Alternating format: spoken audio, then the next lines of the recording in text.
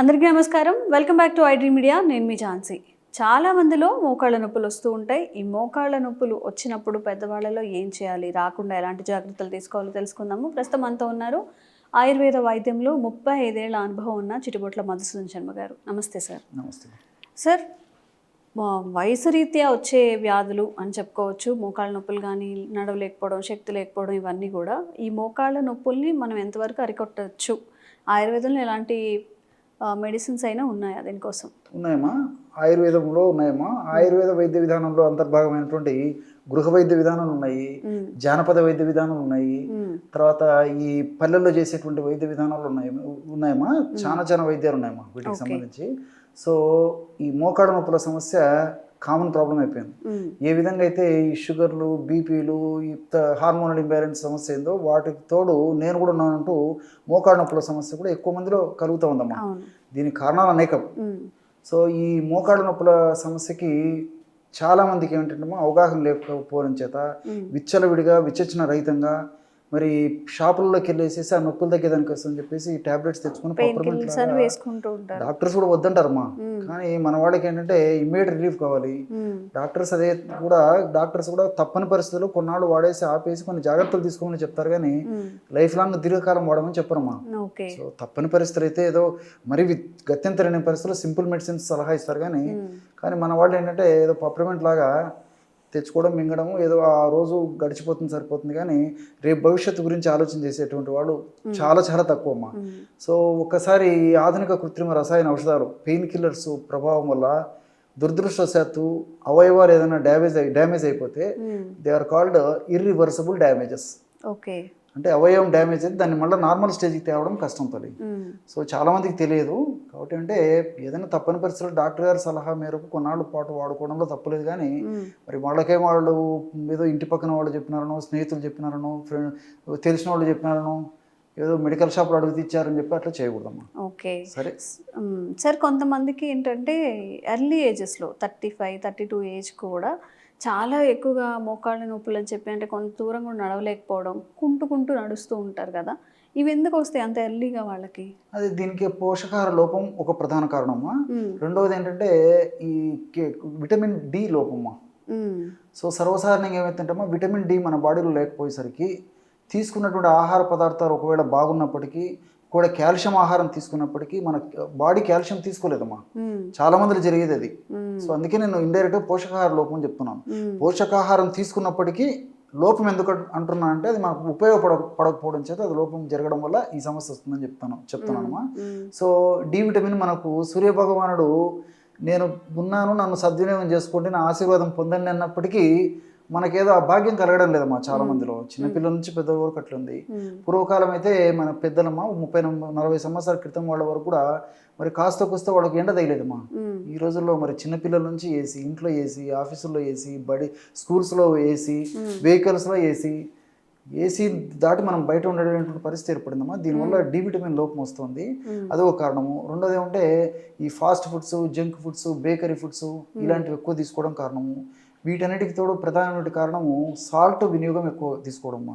యాక్చువల్గా world health organisation వాళ్ళు కూడా సగటు మనిషికి రోజు 5 గ్రాముల మించి సాల్ట్ తీసుకోకూడదని చెప్పేసి నొక్కి ఒక్కానిస్తుంటే ఆవరేజ్గా ఇంచుమించు మనం కూడా 15 నుంచి 20 గ్రాముల వరకు సాల్ట్ 24 గంటల్లో తీసుకుంటున్నాం ప్రతిరోజు. ఊహించండి. సో ఎముకలను కొరికేసేసి కీళ్ళ జబ్బులు వచ్చేదానికి అది కూడా కారణం అవుతుంది. ఇలా మల్టిపుల్ రీజన్స్ వల్ల చిన్న వయసులోనే మోకాళ్ళ నొప్పులు, దానికి తోడు వెయిట్, తర్వాత ఈ షుగర్ లాంటి సమస్యలు కొంతమందికి రావడము, ఇలాంటివి అనేక రకమైన కారణాల వల్ల ఈ మోకాళ్ళ నొప్పులు వస్తున్నాయమ్మా. దీనికి మంచి రెమెడీస్ ఉన్నాయమ్మా. ఇంతకుముందు కూడా మనం కొన్ని వీడియోస్ కూడా చాలా మంచి వీడియోస్ చేసాము. ప్రాక్టికల్ కొన్ని చేసి కూడా చూపించాము ఎలా తయారు చేసుకోవాల్సింది. సో అలాంటివన్నీ వాడేసేసి చాలా చక్కటి ఫలితాలు పొంది మనకు ఫీడ్బ్యాక్ కూడా ఇవ్వడం జరిగిందమ్మా. చాలా మంచి ఫీడ్బ్యాక్ ఇచ్చారు, చాలా హ్యాపీగా ఫీల్ అవుతున్నాను. సో అలాంటిదే మళ్ళీ ఇప్పుడు చెప్తానమ్మా. ఇవి కూడా చాలా చౌకగా దొరుకుతుంది, చీప్లో అంటే మెడిసిన్ దొరుకుతుంది, ఐటమ్స్ తక్కువ, ఈజీగా తయారు చేసుకోవచ్చు, ఈజీగా వాడుకోవచ్చు, రిజల్ట్ కూడా ఈజీగా వస్తుందమ్మా. ఎలాగంటే వావిలాకు పొడి అని చెప్పేసి దొరుకుతుందమ్మా. వావిలాకు పొడి పల్లెల్లో అయితే వాయిలాకు అంటారు. అంటే వాతాన్ని తగ్గించేది, వాయి అంటే వాతం అని, అంటే పెయిన్ అని చెప్పేసి వాళ్ళ భాషలో అమ్మా. పెయిన్ తగ్గించేటువంటి వాటిలో అత్యద్భుతమైనటువంటి ఔషధ గుణాలు వావిలాకు ఉన్నాయమ్మా. సో వాయిలాకు పొడి అంటారు. కొంచెం చదువుకున్న వాళ్ళైతే వావిలాకు పొడి అంటారు. మరి కొంచెము సంస్కృత పరిజ్ఞానం ఉన్నటువంటి వాళ్ళు అయితే నిర్గుండి చూర్ణం ఉంటారు. అమ్మో, నిర్గుండి చూర్ణం. మేబీ అందరికీ తెలియకపోయినా వావిలా కంటే అందరికీ తెలుస్తుంది. సంస్కృతం పేరు నిర్గుండి. నిర్గుండి అంటే వావిలి. ఓకే. కాబట్టి ఈ వావిలాకు చూర్ణం మనకు మార్కెట్లో దొరుకుతుంది. సో ఒక 50 గ్రామ్స్ వావిలాకు చూర్ణం తీసుకోవాలి. అదేవిధంగా శొంఠి పొడి ఒక 5 గ్రాములు, మిరియాల పొడి ఒక 5 గ్రాములు, బెల్లం ఒక 50 గ్రాములు. అన్నీ తెలిసినవి తల్లి, దీంట్లో కొత్తవి ఏం లేదు. ఏదో ఇవి రోజుల తరబడి తయారు చేసుకున్న పరిస్థితి లేదు. జస్ట్ మనకు అవగాహన ఉంటే చాలమ్మా, ఈజీగా తయారు చేసుకోవచ్చు. సో వావిలా ఫస్ట్ ఏం చేయాలంటే బెల్లాన్ని దంచేసేయాలమ్మా. 50 గ్రాములు బెల్లం తీసుకొని రోట్లో కానీ లేకపోతే ఏదైనా పొడిలాగా చేసుకుని, ఇప్పుడు బెల్లం పొడి కూడా దొరుకుతుంది, మనసుంటే మార్గం ఉంది. సో బెల్లం పొడి దొరుకుతుందమ్మా, ఇంకా ఈజీ. సో ఒకవేళ లేకపోతే బెల్లం గడ్డ దొరికితే దంచుకొని పొడిలాగా చేసుకోవచ్చు. అందులో 50 గ్రాముల వావిలాకు పొడి, 5 గ్రాముల శొంఠి, 5 గ్రాముల మిరియాలు అంతా కలిపేసేదమ్మా. మేము రోట్లో వేసి మెత్తగా దంచితే ముద్దలాగా అవుతుంది, మిక్సీలో వేసేస్తే పొడి పొడిలాగా అవుతుంది. రెండోది ఏంటంటే ఒక బెల్లంలో తేమ శాతం ఒకవేళ ఎక్కువగా ఉంటే ముద్దలాగా అవుతుంది, తేమ శాతం తక్కువ ఉంటే పొడి పొడి అవుతుంది. ఔషధ గుణాలు అయితే ఎట్లా పోవమ్మా, ఎక్కడ పోవమ్మా. సో అంతా కలిపేసేసి రోజు ఉదయం ఒకసారి, రాత్రి ఒకసారి, ఆహారానికి ఒక అరగంట ముందు చాలా తక్కువ ప్రమాణం అమ్మా, 1 నుంచి 2 గ్రాములు సరిపోతుంది, ఎక్కువ కూడా అవసరం లేదు. 1 to 2 grams పౌడర్ అంటే ½ టీ స్పూన్లో కూడా ఇంకా తక్కువ అమ్మా. ½ టీ స్పూన్ మనం కొన్ని వీడియోస్ కూడా చూపించాం. ½ టీ స్పూన్లో ఇంకా తక్కువ అమ్మా. పావు టీ స్పూను ఇంచుమించు సరిపోతుందమ్మా. ½ teaspoon maximum 1.5 gram 2 grams లోపు. సో అంత పౌడర్ తీసుకొని తేనె తీసుకోవచ్చు, వాటర్లో కలిపి తీసుకోవచ్చు, లేకపోతే ఒక 50 ml మిల్క్లో కలిపి తీసుకోవచ్చు.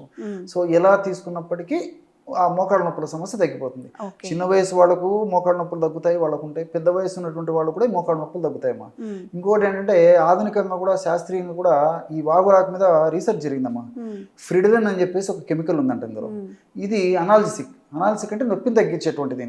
ఈ ఫ్రిడిలిన్ అనేటువంటి పదార్థం వాయువులో ఉండడం చేత నొప్పిని తగ్గించేటువంటి గుణము, ఆ ఇన్ఫ్లమేషన్ తగ్గించేటువంటి గుణం ఉన్నట్లు రీసెర్చ్ కూడా ప్రూవ్ అయిందమ్మా. దీంతో పాటు లిగ్నాన్స్, గ్లైకోజైడ్స్ ఇలాంటివి అనేక రకాలైన రసాయన పదార్థాలు ప్రత్యక్షంగా పరోక్షంగా ఈ మోకాళ్ళ నొప్పులు తగ్గేందుకు చాలా చక్కగా ఉపయోగపడతాయి. కాబట్టి దీర్ఘకాలంగా వాడినప్పటికీ అన్ని సైడ్ బెనిఫిట్స్ ఉంటాయి, ఎలాంటి సైడ్ ఎఫెక్ట్స్ ఉండవమ్మా దీనివల్ల. సో ఒక షుగర్ వ్యాధిగ్రస్తులు, వెయిట్ ఎక్కువ ఉన్నటువంటి వాళ్ళు మాత్రం ఈ బెల్లాన్ని మినహాయించి మిగతా పదార్థాలతో కలిపి ఔషధం తయారు చేసుకుని వాడుకోవచ్చమ్మా. ఎన్ని రోజులు వాడాల్సి వస్తుందండి ఇది?